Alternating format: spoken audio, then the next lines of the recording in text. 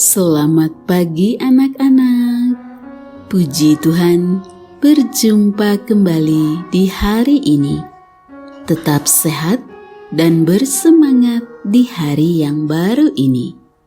Sebelum memulai aktivitas hari ini, mari kita mengikuti renungan firman Tuhan pada pagi hari ini yang diambil dari buku Yesus adalah teman terbaik dan setia yang ditulis oleh Pendeta Marolop Sagala.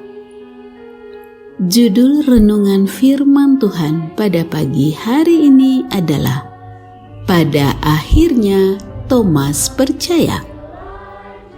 Sebelum kita lanjutkan, mari kita awali dengan doa. Terima kasih Tuhan Yesus untuk hari yang baru ini. Sekarang kami siap untuk mendengar firman-Mu. Kiranya Roh Kudus-Mu hadir bersama kami. Terima kasih Tuhan Yesus. Amin. Ayat renungan firman Tuhan pada pagi hari ini diambil dari kitab Yohanes pasal 20 ayat 29. Kata Yesus kepadanya, "Karena engkau telah melihat aku, maka engkau percaya. Berbahagialah mereka yang tidak melihat, namun percaya." Anak-anak, untuk menjadi percaya kepada Yesus memang tidak mudah. Iblis akan bekerja keras untuk kita tidak percaya kepada Yesus sebagai Mesias, sebagai Tuhan, dan sebagai Juru Selamat. Bila mana seseorang bergumul dan akhirnya percaya kepada Yesus, itu adalah pekerjaan Roh Kudus.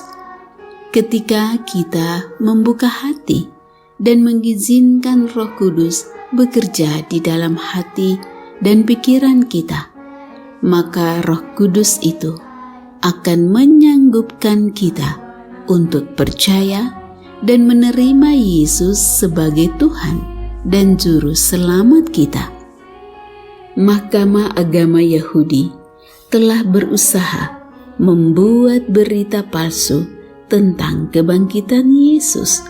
Serdadu-serdadu Roma yang telah menyaksikan dengan mata kepala mereka sendiri terkait dengan kebangkitan Yesus, mereka menjadi agen imam-imam kepala untuk memalsukan berita bohong tentang kebangkitan Yesus.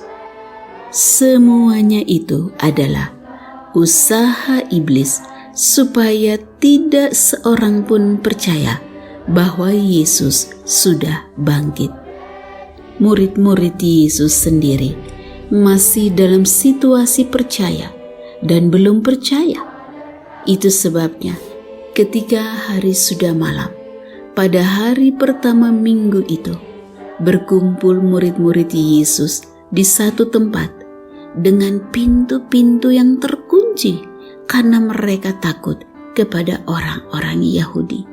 Yohanes 20 ayat 19.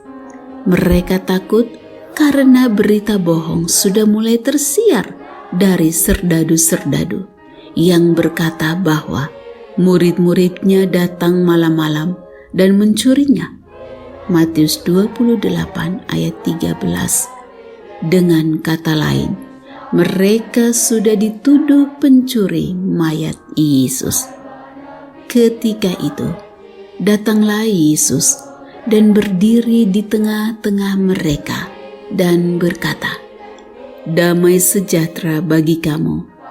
Dan sesudah berkata demikian, ia menunjukkan tangannya dan lambungnya kepada mereka. Murid-murid itu bersukacita ketika mereka melihat Tuhan. Yohanes 20 ayat 19 dan 20. Hari itu adalah hari Minggu malam. Artinya sudah memasuki hari kedua, hari Senin, Namun Thomas, salah satu murid Yesus yang lain, tidak ada bersama-sama dengan mereka ketika itu. Dengan kata lain, Thomas tidak turut melihat Yesus dan tentu tidak mendengar Yesus berkata, "Damai sejahtera bagi kamu." Semua murid yang lain, yang 10 orang, bersama-sama bertemu Yesus malam itu setelah kebangkitan, kecuali Thomas sendiri. Thomas belum melihat, dan itu sebabnya ia belum percaya. Sekalipun murid-murid Yesus yang lain berkata kepada Thomas, "Kami telah melihat Tuhan." Tetapi Thomas berkata kepada mereka, "Sebelum aku melihat bekas baku pada tangannya, dan sebelum aku mencucukkan jariku ke dalam bekas baku itu, dan mencucukkan tanganku ke dalam lambungnya, sekali-kali aku tidak percaya." Oleh sebab itu, Yesus datang kembali setelah 8 hari kemudian, menampakkan diri kepada Thomas di tengah-tengah murid yang lain. Yesus menunjukkan tangannya, bekas paku, dan luka di lambungnya, dan berkata, "Thomas, jangan engkau tidak percaya lagi, melainkan percayalah." Barulah Thomas menjawab, "Ya Tuhanku dan Allahku." Akhirnya Thomas percaya.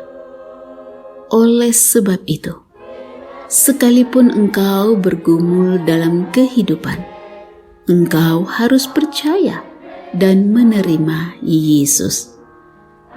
Demikianlah renungan firman Tuhan pada pagi hari ini. Kiranya Roh Kudus menolong anak-anak sekalian untuk berkata, "Ya Tuhanku dan Allahku," dan menjadi percaya kepada Tuhan, sekalipun dalam pergumulan kehidupan kita. Tetapi engkau harus percaya dan menerima Yesus. Kiranya Tuhan Yesus memberkati dan melindungi anak-anak sekalian pada sepanjang hari ini. Amin.